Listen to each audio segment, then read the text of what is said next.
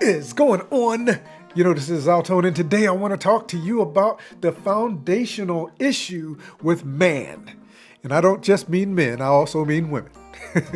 So our foundational issue, the thing that drives us, the thing that the enemy uses so often to kill, steal, and destroy us, is our inability to seek after God and put Him in His rightful place in our life. Let me explain. This one just hit me like a ton of bricks today, and it's not because it's something that you don't know. It's not because it's something that I don't know, but it feels like it's something that needs to be talked about right now, maybe just for me. But I want to share this with you anyway. And the thing about it is this: every addiction, every single thing that we use or that to bind us up, infidelity, like I said, all of the many things that we can become addicted to, gambling, all of these things make us feel a certain way. They're temporary fixes, a teaspoonful of something that we continue to try to use to fill the gallon of emptiness. And it only works temporarily because the thing that we're looking to can't possibly fulfill what we need or what we're seeking after in our life. Let's get an example. Husband and wife. Husband is unfaithful. Why? Because they have placed expectations on their wife that are unfair to them. And I use husband because I'm a man, but it's the same thing for a woman. This individual puts unrealistic expectations on their spouse to fulfill something that they feel that they are lacking in their life. That could be a physical need, that can be an emotional need, that could be a spiritual need.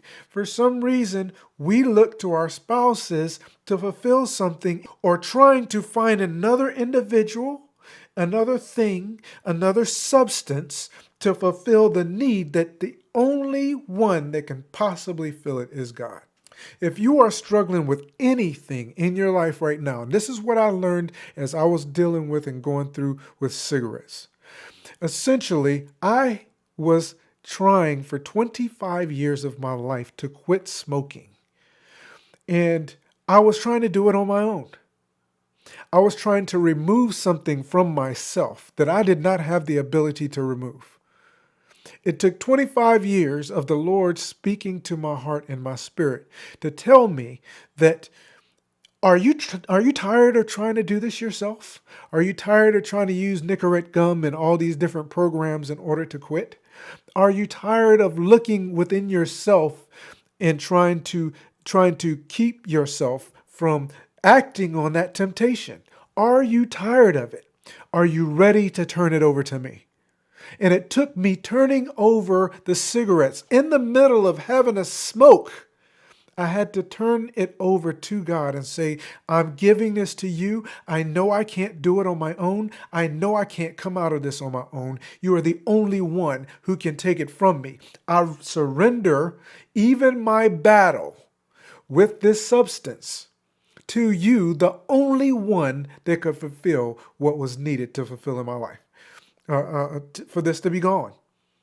And then I had to also say, Lord, I'm asking you, the place that this substance is taking up in my heart, in my spirit, in this flesh, I want you to send your Holy Spirit in to fill that place so there's no room for it to come back.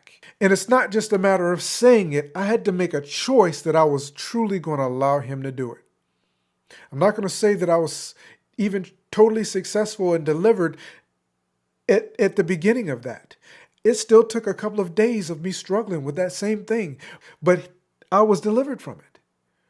And to this day, I can be in front of anyone having a cigarette, and even though that temptation is still there, I have the strength to overcome that temptation because of the fact that in this aspect of my life, placed the one person, the one individual in the correct place where he should be over this substance. And he is the one that fulfills for me in my life what cigarettes once attempted to, because it never filled it. That's why I had to keep going back to it. And it's the same thing with everything else. Infidelity, drugs, whatever it is, if you're addicted to gambling, if you're addicted to your job, you're a workaholic and you put everything into the job because you're looking for others to see value in you rather than looking to the one who created you and is the only one that can tell you truly how much value you have. I sit on this camera frequently and share with you that you have a tremendous amount of value because you were created in the image of God. And he loves you enough to send us to take on the form of man in the form of his son and sacrifice himself for you. But yet we continue to look to our jobs. We even look at our position of spiritual leadership in church organizations as a means of defining our value rather than looking to the one who created us. We cannot go to our husbands or wives, our spouses, and ask them and put the unrealistic expectation on them to fulfill value for us. We cannot look at our children. I want to be my kid's hero. You can't look at your children and expect for them to show you your value because they can't even perceive the true value that God placed in you. The only way you're going to get a true full definition of what your value is by getting a relationship with the one who created you and allowing him through his Holy Spirit to show you your value. So I know I said a mouthful today, and it's just, I feel like hopefully I have something for next week because I feel like I summarized every aspect of what it is that I believe God has given me to share with you in this single video. Seek after a relationship with him. Ask him to fill you. Ask him to be the thing that you desire most. Make your mind up to allow him to be the thing that you desire most. And watch him transform your mind, transform the world around you, not because the world changes, but because your perception changes, because you're no longer looking at it through physical eyes, but you're looking at it through spiritual eyes. So again, I hope this helped you in some way. Please, please, please, please, please, please, down in the comments, I'd love to hear from you. I want to hear what your thoughts are.